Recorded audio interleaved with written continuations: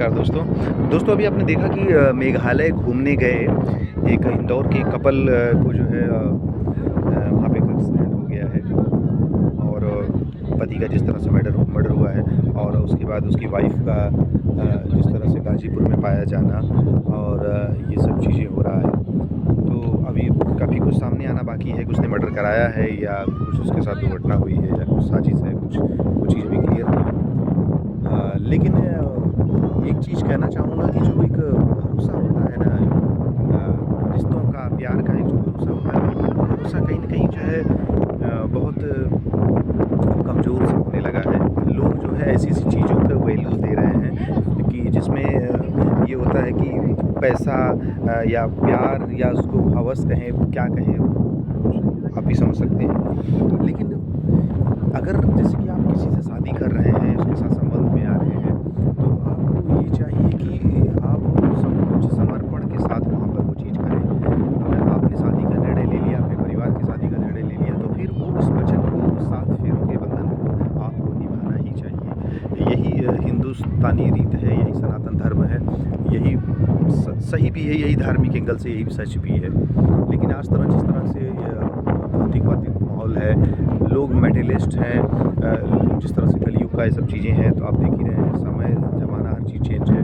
तो उसमें जो है ये रिश्तों की गहराई भी अब कम होती जा रही है और अब आप समझ सकते हैं कि ऐसे लोगों में भी परिवार के माँ-बाप की क्या गुज़रती है कि वो बड़े धूमधाम से शादी कराते हैं और 2 परिवार एक होते हैं, विवाह जैसे पवित्र संस्कार निभाए जाते हैं और उसके बाद इस तरह की घटनाएँ होती हैं। तो समाज किस तरफ जा रहा है, लोगों की सोच क्या है, कि आप एक नकली दुनिया बसाने जा रहे हैं, किसी और के साथ, और आप जो आपके घर वालों ने जो रिश्ते तय किया है, आपको जो लगता है वो सही है, तो उस पे कायम रहने की बजाय लोग नकली दुनिया की तरफ भाग रहे हैं कि कोई उससे बोला मैं तुमसे प्यार करता हूँ, अपने पति को छोड़ दो, इसको छोड़ दो, अपना घर छोड़ दो। जिस तरह से लव जिहाद के भी मामले आपने देखा कि चल रहे हैं। अब लव जिहादियों को क्या बोलें, जब हिंदुओं में ही ऐसी चीज़ें हो रही हैं कि शादी के बाद अपने पति को मरवा दे रही हैं। चाहे इसके पहले आपने देखा था वो सोनम वाला मामला एक और था,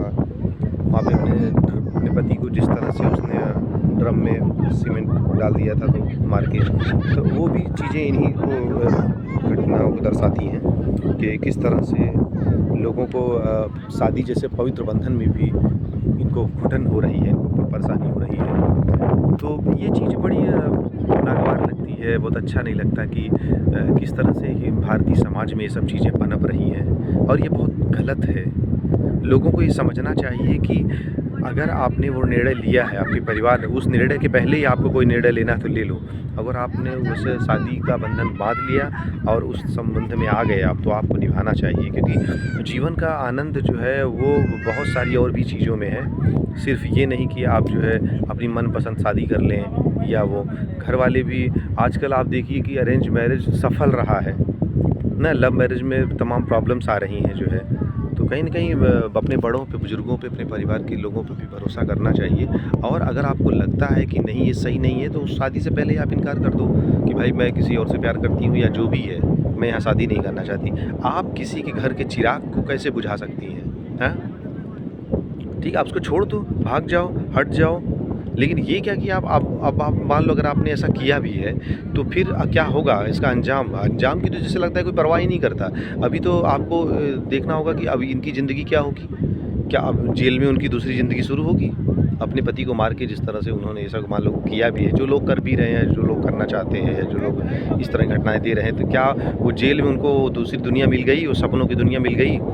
हाँ? जुर्म तो जुर्म होता है ना, कभी न कभी तो आप पकड़ाओगे ही।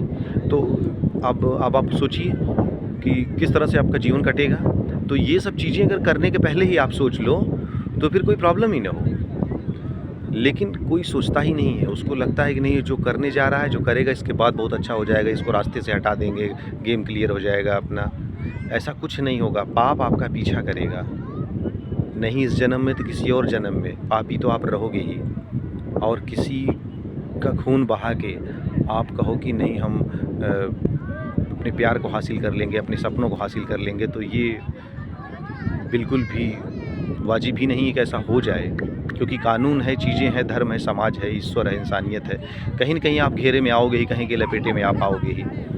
तो इसलिए इन सब चीज़ों से बचना चाहिए और शादी जैसे पवित्र बंधन को जो इतने भी लोग निभा रहे हैं उनको दिल से सैल्यूट है। अपने परिवार की ज़िम्मेदारी निभा रहे हैं, अपने देश के लिए कर रहे हैं काम, तो ऐसे लोगों को सैल्यूट है। और ऐसे लोगों को भी सैल्यूट है जो ऐसी चीज़ों का विरोध करते हैं और अपने परिवार में प्रेम भाव से रहते हैं, अपने पड़ोसी से प्रेम करते हैं, अपने घर वालों से प्रेम करते हैं, अपने सगे संबंधियों से प्रेम करते हैं, सब मिलजुला के रहते हैं। जिस तरह से समाज में ये सब चीज़ों का थोड़ा सा भाव देखने को मिल रहा है, ऐसे में अगर कोई इस तरह से रह रहा है तो उसको सैल्यूट के काबिल है। और लोगों को भी एक दूसरे का सहयोग करना चाहिए। कहीं न कहीं सामाजिक ताना बाना जो टूट रहा है, तो वो ताना बाना टूटने ना पाए, एकता बनाए रखें आपस में, ये बहुत ज़रूरी है आजकल उसी एकता के अभाव के चलते ही हम तीसरा हमारा लाभ उठाता है। तो जीवन में एंजॉय से रहिए, भक्ति करिए, धर्म से रहिए।